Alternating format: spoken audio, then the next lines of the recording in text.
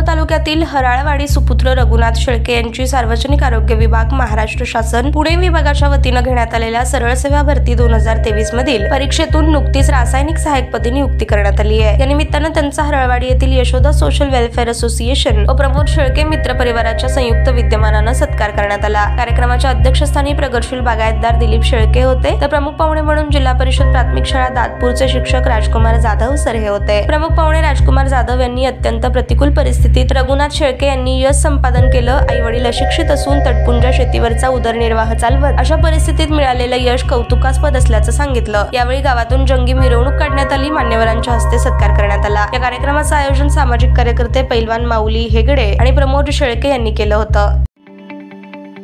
ताज्या बातम्या पाहण्यासाठी प्राईम महाराष्ट्र न्यूज चॅनलला सबस्क्राईब करा।